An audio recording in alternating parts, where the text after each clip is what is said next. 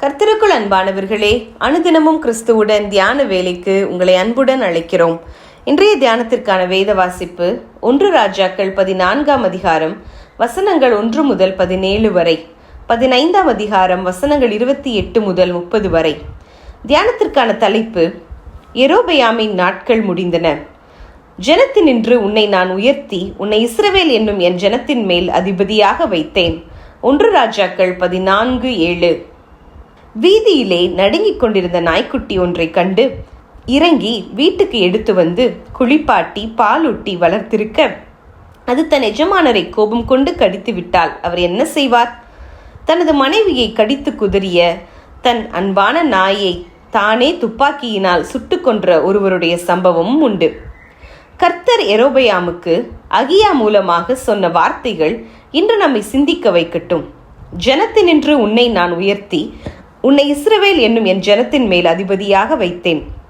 நான் ராஜ்யபாரத்தை தாவீது வம்சத்தாரின் கையிலிருந்து பிடுங்கி உனக்கு கொடுத்தேன் என்றார் கர்த்தர். இதற்கு யெரொபெயாமுக்கு என்ன தகுதி இருந்தது? கர்த்தரே அவனை உயர்த்தினாரே தவிர ராஜாவாகுவதற்கு அவன் எதுவும் செய்யவில்லை.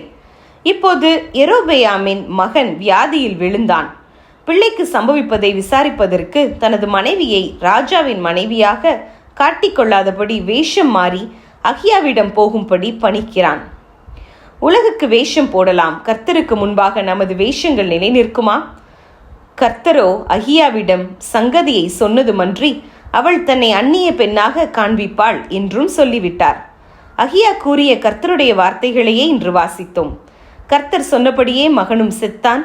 பாஷா என்று ஒருவன் எழும்பி இவன் வீட்டாரையெல்லாம் வெட்டி போட்டான். கர்த்தர் இவனிடம் எதிர்பார்த்தது என்ன? நான் உனக்கு கட்டளையிட்டதையெல்லாம் நீ கேட்டு கை கொண்டு நீ என் வழிகளில் நடந்து என் பார்வைக்கு செம்மையானதை செய்கிறதுண்டானால் என்று தேவன் கூறியிருந்தார்.